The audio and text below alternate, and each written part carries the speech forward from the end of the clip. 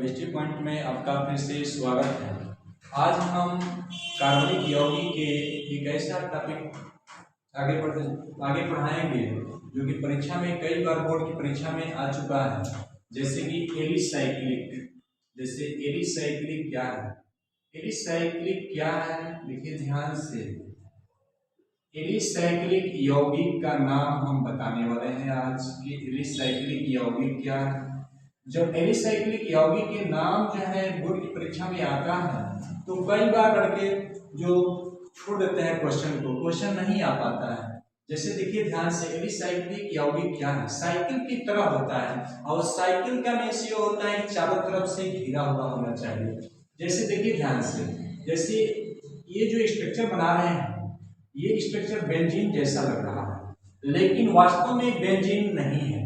ये जो है बेंजीन नहीं है, ये है तो क्या है? देखिए ध्यान से, यहाँ पे CH2 है और यहाँ भी क्या है? CH2, और यहाँ भी क्या है? CH2, और यहाँ भी CH2, यहाँ भी CH2, और यहाँ भी दे दिया CH2।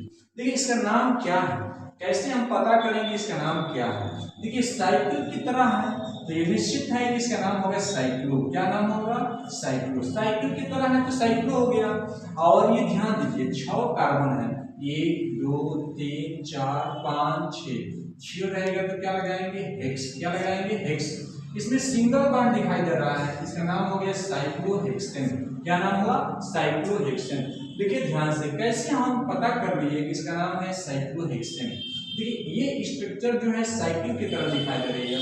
साइकिल का मीन्स ये होता है कि साइकिल के पहिया चारों तरफ से घिरा होता है, उसी प्रकार ये चारों तरफ से क्या है? घिरा है, इसलिए इसका नाम हो गया साइक्लो। 6 कार्बन है तो हेक्स, सिंगल बॉन्ड लगा है चारों तरफ एकदम, इसीलिए इसका नाम हो गया साइक्लोहेक्सेन। एन लगा देते हैं सिंगल बॉन्ड में।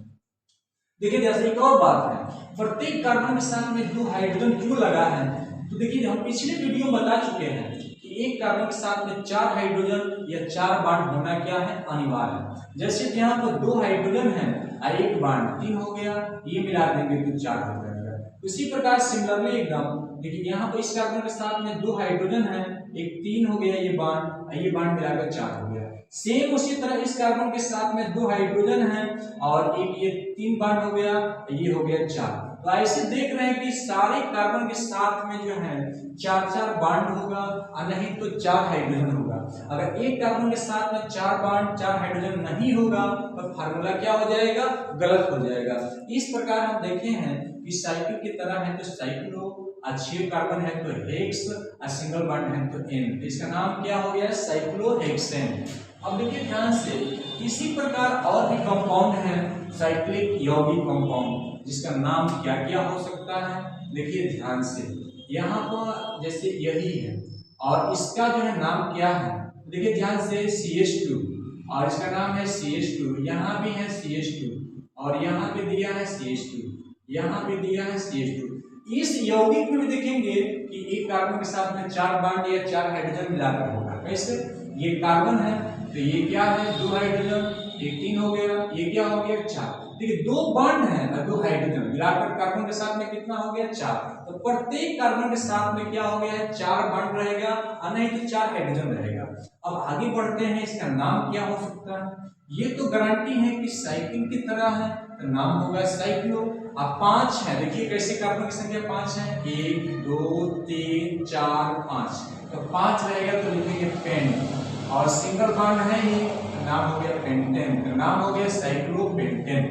आगे चलते हैं और भी देखेंगे ध्यान से, जैसे कि मान लो कि ऐसे स्ट्रक्चर आ गया, ये चारों तरफ से हो गया। अब देखिए यहाँ CH2, यहाँ भी क्या दिया है? CH2, यहाँ भी दे दिया CH2, यहाँ भी दे दिया CH2। अब इसका नाम बताना है। ये तो गारंटी है कि साइकिल की तरह है तो साइक्लो होगा। 1 2 3 4, तो 4 है तो क्या लिखेंगे? ब्यूट, और सिंगल बॉन्ड है तो क्या लगाएंगे? एन, का नाम हो गया साइक्लोब्यूटेन। देखिए 6 था तो साइक्लोहेक्सेन, 5 रहेगा तो साइक्लोपेंटेन, और 4 रहेगा तो साइक्लोब्यूटेन।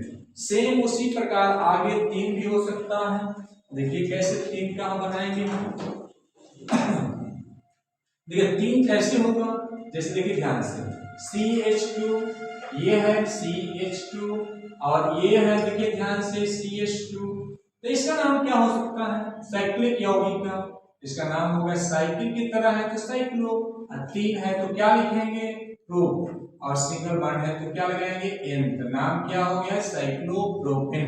क्या नाम हुआ? साइक्लोप्रोपेन। तो देखिए साइक्लोहेक्सेन, साइक्लोब्यूटेन, साइक्लोपेंटेन, साइक्लोप्रोपेन ये सभी क्या है? एलिसाइक्लिक यौगिक है। देखिए 10th क्लास में बोर्ड की परीक्षा में कई बार आ चुका है कि साइक्लिक यौगिक का नाम बताइए। वैसे बोर्ड की परीक्षा में नहीं आता है, रेलवे के परीक्षा में कई बार पूछ चुका है कि बेंजीन जैसा स्ट्रक्चर बना देता है, अब पूछता है कि इसका नाम क्या है? साइक्लिक यौगिक का। तो 6 रहेगा साइक्लोहेक्सेन, 5 रहेगा साइक्लोपेंटेन, 4 रहेगा साइक्लोब्यूटेन और 3 रहेगा साइक्लोप्रोपेन।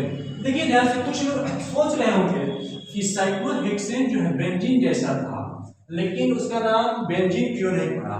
तो कारण है, देखिए ध्यान से, बेंजीन जो है, बेंजीन के स्ट्रक्चर में क्या अंतर है और साइक्लोहेक्सेन में क्या अंतर है?